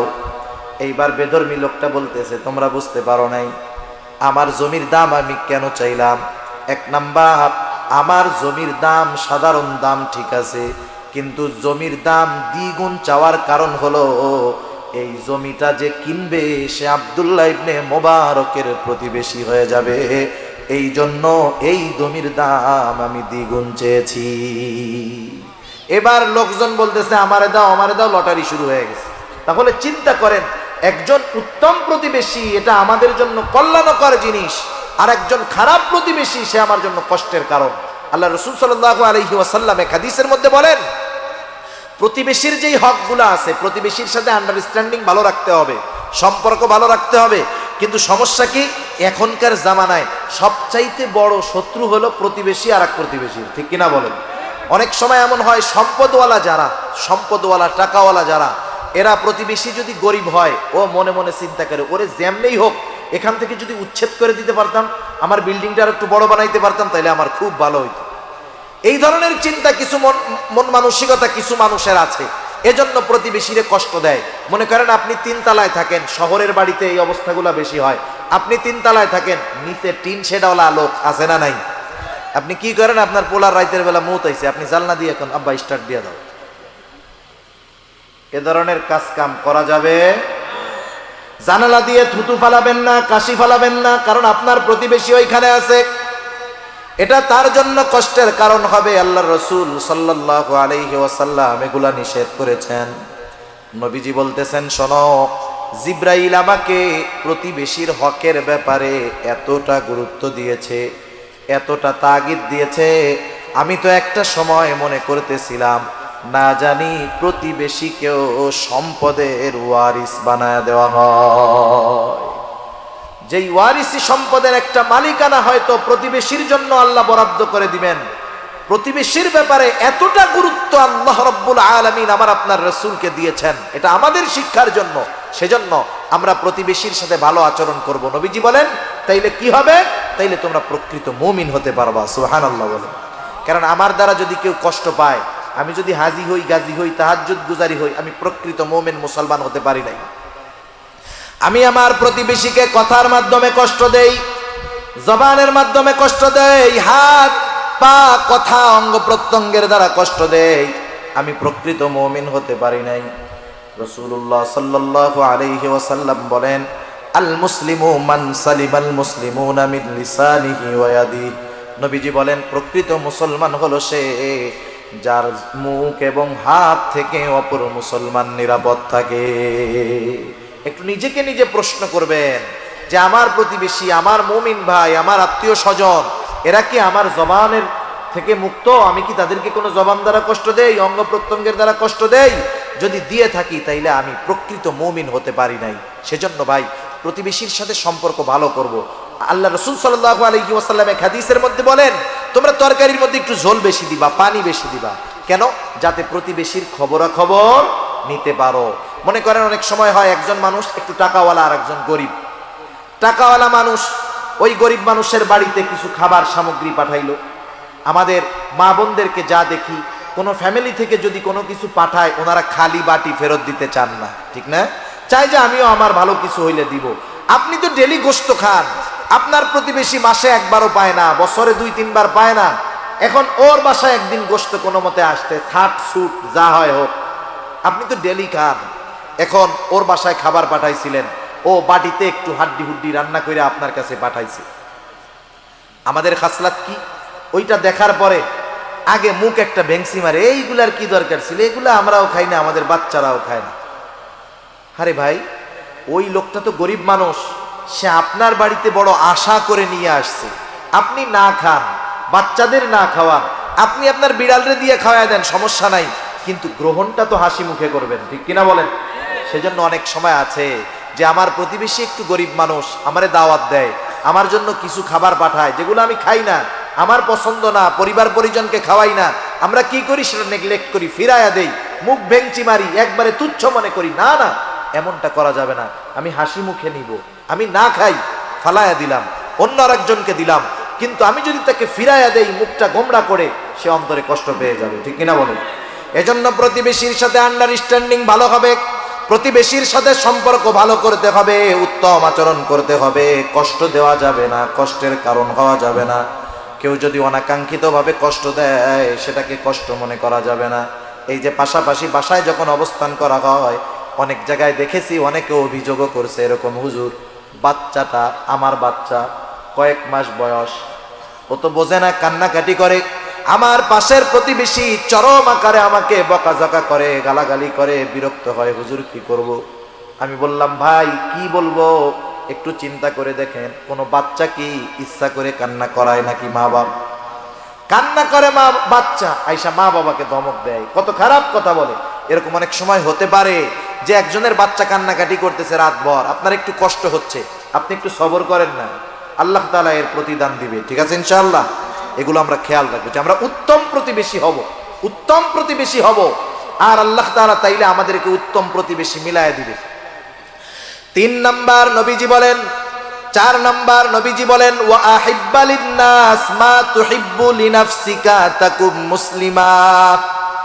রাসূলুল্লাহ সাল্লাল্লাহু আলাইহি ওয়াসাল্লাম বলেন তুমি মানুষের জন্য সেটাই পছন্দ করবা যেটা নিজের জন্য পছন্দ করো।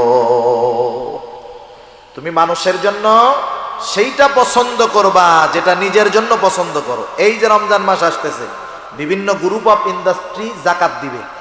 জাকাত দিবে না? জাকাত দিবে। জাকাতের শাড়ি, জাকাতের লুঙ্গি ওই ঢাকা থেকে আনবে, এক একজনকে একটা লুঙ্গি দিবে, একটা জাকাতের শাড়ি দিবে। মানুষ হুড়োহুড়ি করে আনতে যাবে, আনতে গিয়াও আবার অনেক মানুষ মারাও যাবে, ঠিক কিনা বলেন? এদেশে সব কিছুর দাম আছে, শুধু মানুষের জীবনের দাম নাই। তামাম দুনিয়ায় সব কিছুর দাম আছে, মানুষের জীবনের দাম নাই। ওই যে 25-30 জন প্রতি বছরই এরকম 50-60-100 জন মারা যায়, কিন্তু সিস্টেমের পরিবর্তন নাই। কারণ যারা জাকাত দেয় এরা আল্লাহর জন্য দেয় না, ওরা দেখানোর জন্য দেয়। আল্লাহর জন্য যদি জাকাত দিত তাইলে জাকাত গ্রহীতাও একটা সময় জাকাত দেওয়ার যোগ্যতা অর্জন করতো, ঠিক কিনা বলেন? মনে করেন জাকাতের মালের সিস্টেম হলো, যার উপরে জাকাত ফরজ সে যখন একজন মানুষকে, অসহায় দুস্থ মানুষকে জাকাতের টাকা দিয়ে দিবে, তখন ওই টাকার মালিকটা সে হয়ে যাবে।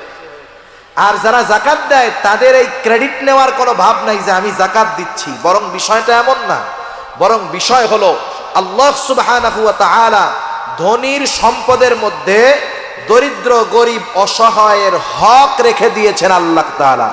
জাকাত দেওয়া মানে কোনো দরিদ্র অসহায়কে সহযোগিতা করা তা নয়, বরং আল্লাহ প্রদত্ত হকটা তার কাছে পৌঁছায়া দেওয়া, ঠিক কিনা বলে? সেজন্য গরিবকে জাকাত দিয়ে আল্লাহর কাছে শুকরিয়া আদায় করার দরকার ছিল। আল্লাহ তাদের হকটা আমার কাছে ছিল, আমি তাদের কাছে পৌঁছায়া দিতে পারছি, আপনার দরবারে শুকরিয়া আদায় করি। কিন্তু তা না কইরা কি করে, আরো ক্রেডিট দেখাবে, এমন পদ্ধতিতে জাকাত দিবে যাতে দারিদ্রতা দূর হয় না। একটা মানুষকে আপনি জাকাত দিলেন, আপনার 10 লক্ষ টাকা জাকাত হয়েছে। স্বাভাবিকভাবে আমাদের দেশে কোনো মানুষের কাছে যদি 50-55 হাজার টাকা, 52.5 ভরি রূপা অথবা 7.5 ভরি রূপা যদি উভয়টা টাকা মিলায়া থাকে, তাইলে 52.5 ভরি রূপায় যেই পরিমাণ টাকা হয়, ওই টাকা যদি কারো কাছে 1 বছর সংরক্ষিত থাকে তাহলে সে সাহেবে জাকাত হয়ে যায়, তার উপরে জাকাত দেওয়া ওয়াজিব হয়। তার কাছে যদি 50,000 টাকা থাকে সে 1250 টাকা জাকাত দিয়ে দিবে, বেশি থাকলে ওই অনুযায়ী শতকরা 2.5% হারে জাকাত দিয়ে দিবে। সহজ হিসাব, শেষ, ক্লিয়ার হিসাব। এখন দেখেন, মনে করেন এক্সাম্পল বোঝানোর জন্য বলি, আমার জাকাতের টাকা হয়েছে 1 লক্ষ টাকা, কথার কথা আমি 1 লক্ষ টাকা জাকাত দিব। আমি যদি 200 মানুষের মধ্যে ওই 1 লক্ষ টাকা দেই, এক একজন পাবে কয় টাকা? 500 টাকা। কয় টাকা? 500 টাকা দিয়ে আজকের জামানায় একদিনের বাজার হয় না। এতে কি হবে? ওই দরিদ্র মানুষগুলো দরিদ্রই থেকে যাবে। কিন্তু আমি যদি এটা করতাম, আমি 10টা রিক্সা কিনলাম, 1 লক্ষ টাকা দিয়ে 4টা-5টা আমি ইজি বাইক কিনলাম, রিক্সা কিনলাম, আমি 10 জন জাকাত গ্রহীতা নিতে পারে এমন লোককে বললাম, ভাই শোনো, এই যে 10টা রিক্সা 10 জনকে দিলাম, ওই এক একজনের ফ্যামিলিতে 5 জন করে জাকাত খাওয়ার উপযুক্ত লোক আছে, আমি একজনকে দিলাম, উপকার হলো 6 জনের। কয় জনের? জোরে বলেন, কয় জনের? 6 জনের। সে ওটা পরিশ্রম করে ইনকাম করে খাইতে পারলো। এই সিস্টেমে জাকাত দেওয়ার দরকার ছিল। যদি দেওয়া হতো তাহলে সমাজ থেকে জাকাত নেওয়ার লোক পাওয়া যাইতো না, অধিকাংশ মানুষ জাকাত দেওয়ার যোগ্যতা অর্জন করতো, ঠিক কিনা বলে? সেজন্য আমাদের সমাজ ব্যবস্থায় যে পদ্ধতিতে জাকাত দেওয়া হয়, এর দ্বারা জাকাত আদায় হয় না, এর দ্বারা জাকাত আদায়ও হয় না, দারিদ্রতাও দূর হয় না। মূল উদ্দেশ্য যেটা ছিল জাকাতের, এটার দ্বারা হাসিল হয় না। তা যে কথার থেকে গেলাম, জাকাত দিচ্ছ, কাপড় দিচ্ছ, ভালো কথা, কমপক্ষে ওই ধরনের একটা লুঙ্গি দাও যেই ধরনের লুঙ্গি তুমি নিজে পরো, ঠিক কিনা বলেন? ওই ধরনের একটা শাড়ি দাও যেই শাড়ি তুমি তোমার ওয়াইফকে পছন্দ করে কিনে দাও। কিন্তু তুমি এমন লুঙ্গি দাও মাশাআল্লাহ একবার ধোয়ার পরে ওইটা তেনা না লুঙ্গি টেরি পাওয়া যায় না, ঠিক কিনা বলেন? বলেন তো, এরকম যদি কাউরে দেয়, সে যদি ওইটা নিয়ে বলে, স্যার এইবারের এই কাপড়টা, যেহেতু দেওয়ার পরে মালিক তো আমি, দেওয়ার পরে মালিক তো ওই জাকাত গ্রহীতা, সে তখন ওইটা কাউরে হাদিয়া দিতে পারবে, কোনো অসুবিধা নেই। সদকার মাল নবী রাসূলগণ খাইতেন না, কিন্তু যখন কাউকে সদকা করা হতো, কারো মালিকানায় যখন চলে যেত, সে যখন মালিক হতো, ও যখন বলতো ইয়া রাসূলুল্লাহ এটা হাদিয়া, তখন আল্লাহ রসুল খাইতেন, নিতেন। এখন ওইটা তো মালিক হয়ে গেছে, সে গিয়ে যদি বলে যে এখন তো আমি এটার মালিক, এটার হাদিয়া দেওয়ার যোগ্যতা অধিকার আমার আছে, আমি আপনাকে ভালোবাসা এই শাড়িটা আর এই লুঙ্গিটা দিলাম, আপনারা দুইজন পইরেন। বলেন তো পরবে? উল্টা থ্রেড দিয়ে কি বলবে, কত বড় সাহস, আমার জাকাতের শাড়ি লুঙ্গি নিয়ে আবার আমারে হাদিয়া দেয়, কত বড় সাহস। এ ধরনের দান সাদকায় কোনো লাভ নাই। এজন্য নবী বলেন, তুমি অপরকে সেটাই দিবা যেটা তুমি নিজে পছন্দ করো। সুবহানাল্লাহ। এজন্য নবীজি বলেন ওয়া আহিব্বা লিন-নাস মা তুহিব্বু লিনাফসিক, তুমি নিজের জন্য যেটা পছন্দ করো মানুষের জন্য সেটা পছন্দ করবা। তুমি পছন্দ করো মানুষ তোমাকে সালাম দিবে, তাইলে তুমি কি করবা? তুমিও মানুষকে সালাম দিবা। তুমি চাও কেউ তোমাকে কষ্ট না দিক, তাইলে তুমিও মানুষকে কষ্ট দিবা না। তুমি চাও মানুষ তোমার সাথে ভালো ব্যবহার করুক, তাইলে তুমিও মানুষের সাথে ভালো ব্যবহার করবা। সেজন্য নবী বলেন, ও আবু হুরায়রা, ওয়া আহিব্বা লিন-নাস, মানুষের জন্য তুমি সেটাই পছন্দ করবা, মা তুহিব্বু লিনাফসিক, যেটা নিজের জন্য পছন্দ করো। তাহলে কি হবে? তাকুম মুসলিমা, তুমি প্রকৃত মুসলিম হতে পারবা। এরপরে নবীজি বলেন, ওয়ালা তুকসিরিয যিহকা ফাইন্না কাসরাতাল যিহকি তুমিতুল কলব। নবীজি বলেন, ও আবু হুরায়রা, ওয়ালা তুকসিরিয যিহকা, অতিরিক্ত হাসি হাসবা না, অতিরিক্ত হাসি হাসবা না, কারণ অতিরিক্ত হাসি অন্তরকে মৃত বানায় দেয়। আল্লাহ তাআলা কোরআনুল কারীমের মধ্যে বলেন, ফালইয়াদহাকু কলিলান ওয়ালইয়াবকু কাসীরা। আল্লাহ রাব্বুল আলামিন বলতেছেন, ফালইয়াদহাকু কলিলা, হাসো কম কাঁদো বেশি, কারণ এই জিন্দেগিটা খুব সংক্ষিপ্ত। আমার আগে হযরত বলতেছিলেন যে এই হায়াতটা বড় সংক্ষিপ্ত, বড় সংক্ষিপ্ত। কত সংক্ষিপ্ত এটা মৃত্যুর পরে টের পাওয়া যাবে। এই সংক্ষিপ্ত জীবনে অতিরিক্ত হাসি ফুর্তি আড্ডাবাজি করে অনন্তকালের যেই পাথেয় সেগুলাকে সংরক্ষণ না করে, সংগ্রহ না করে আমরা এই দুনিয়ার হাসি খুশি ঠাট্টা মশকরা কৌতুকের মধ্যে আমরা যে জড়ায় যাচ্ছি, আমরা যদি মৃত্যু থেকে নিয়ে পরকালীন জীবনের ভয়াবহতা অনুধাবন করতাম, বুঝতাম, দুনিয়ার মানুষ হাসি করা ভুলে যাইতো। ঠিক কিনা বলেন? দুনিয়ার মানুষ হাসা ভুলে যাইতো। দেখেন সাহাবায়ে কেরাম কান্নাকাটি করতেন, কি পরিমাণ কান্নাকাটি করতেন। জান্নাতের সুসংবাদ পাওয়ার পরেও তারা কান্নাকাটি করতেন। আমি একটা ঘটনা বলে আলোচনা শেষ করে দিব, 5-7 মিনিট, আর বেশি না। হযরত ওসমান রাদিয়াল্লাহু তাআলা আন, নাম শুনছেন না আপনারা? রাসূল আকরাম সাল্লাল্লাহু আলাইহি ওয়াসাল্লাম হযরত ওসমান রাদিয়াল্লাহু তাআলা আনহুর সাথে ওনার দুটো কন্যা বিবাহ দিয়েছেন। প্রথম জন মারা যাওয়ার পরে দ্বিতীয় জন দিলেন, দ্বিতীয় জনও মারা গেছে। এখন নবীজির আর অবিবাহিত কোনো কন্যা নাই। নবীজি বললেন, ও ওসমান, আমার তো আর কোনো কন্যা অবিবাহিত নাই, যদি আমার আরো একটা কন্যা থাকতো তোমার সাথে আমি তাকে বিবাহ দিয়ে দিতাম। এই হযরতে ওসমান রাদিয়াল্লাহু তাআলা আনহুর ব্যাপারে নবীজি কি বলেন? মক্কা থেকে যখন মদিনায় সাহাবারা গেল, মুসলমানদের সাথে ইহুদিদের হিংসাত্মক মনোভাব, তারা মুসলমানদেরকে কষ্ট দিত। মদিনার ভিতরে কয়েকটা কূপ ছিল, কুয়া ছিল, চিনেন নাকি আপনারা? কোন কোন জায়গায় বলে ইদারা, বলে না, অনেক গর্ত থেকে পানি উঠায়। টিউবওয়েলে দেখবেন এক জায়গায় পানি উঠাইছে, পানিটা এক পাশে খুব সুন্দর, পাশেই আর এক জায়গায় উঠাইছে, এত আয়রন আর্সেনিক, খাওয়াই যায় না, গন্ধ হয় কি হয় না? মদিনার বুকেও এরকম কয়েকটা কুয়া ছিল। সবগুলা কুয়ার পানি ছিল লবণাক্ত, পান করার জন্য অনুপযুক্ত। আরেকটা কুয়া ছিল মিষ্টি পানির কুয়া, পানের জন্য উপযুক্ত। কিন্তু কুয়াটার মালিক ছিল একজন ইহুদি। সে সবাইকে পানি নিতে দিত, কিন্তু মুসলমানদেরকে পানি নিতে দিত না। বিভিন্ন রকমের টাল বাহানা করত, কষ্ট দিত। পানি কিন্তু জটিল এক জিনিস। পানি যদি দেহে যদি পানি শূন্যতা দেখা দেয়, হরেক রকমের রোগ দেখা দিতে পারে। অনেক সময় দেখবেন এক জায়গায় একজন মানুষ চট্টগ্রামের পানি খেয়ে অভ্যস্ত, সিলেট যাইয়া কয়েকদিন পানি খাইছে, পেটের অবস্থা খারাপ, হয় কি হয় না? সেজন্য পানির কষ্ট মুসলমানদের, ইহুদিরা ঠিকমতো পানি দেয় না।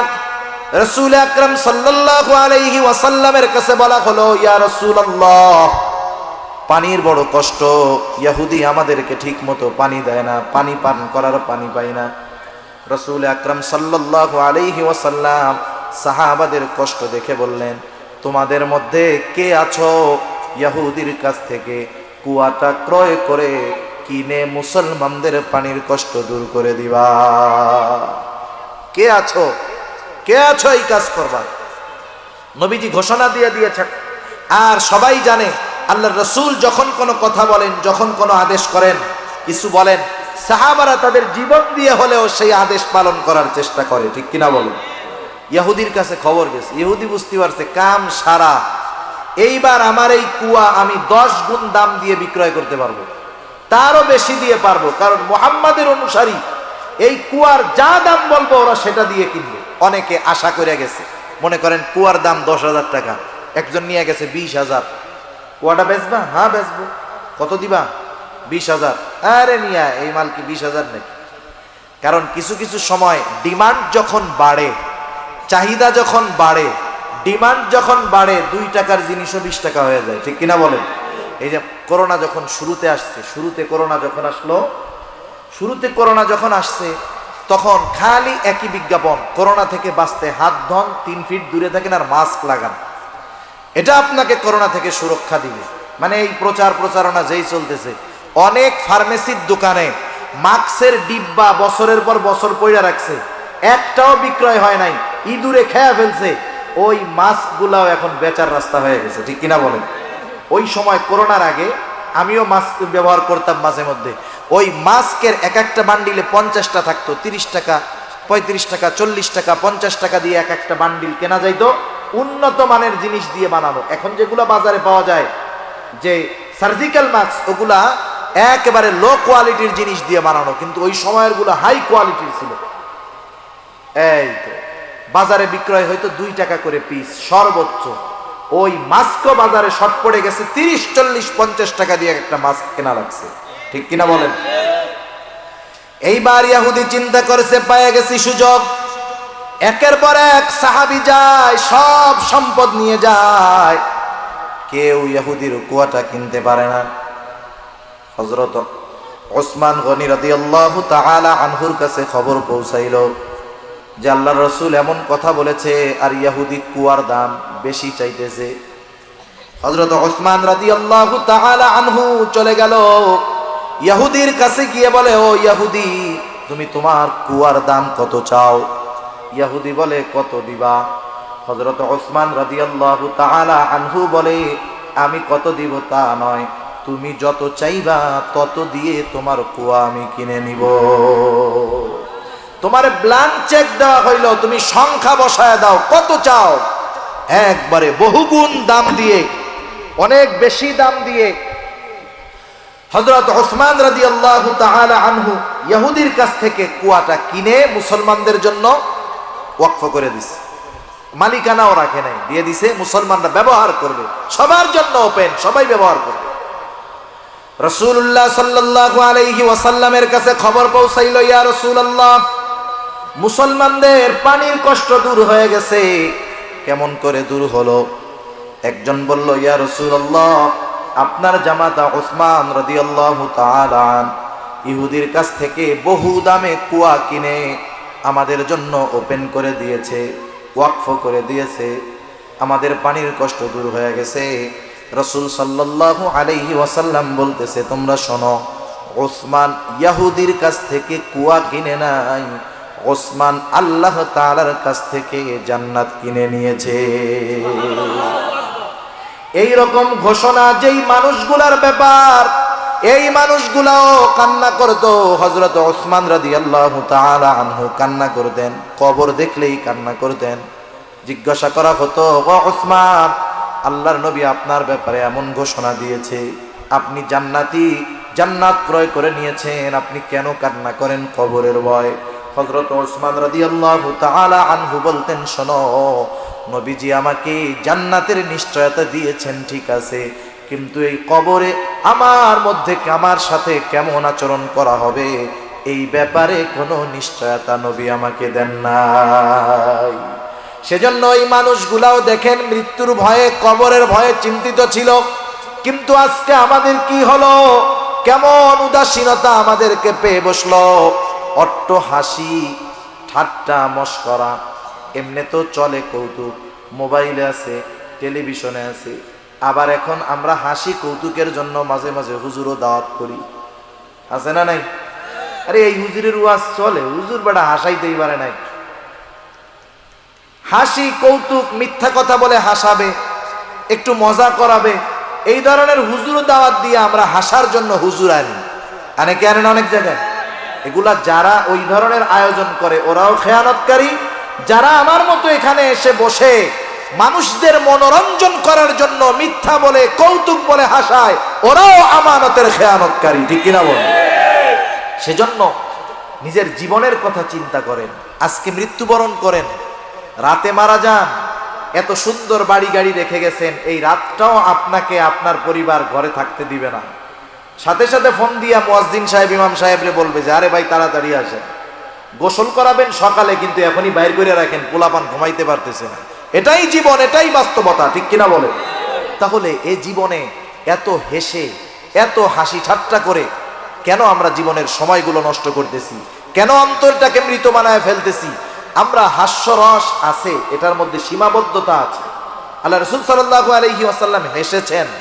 আপনি মিথ্যা বলে কাউকে হাসানো এটা শরীয়তে বৈধ নয়।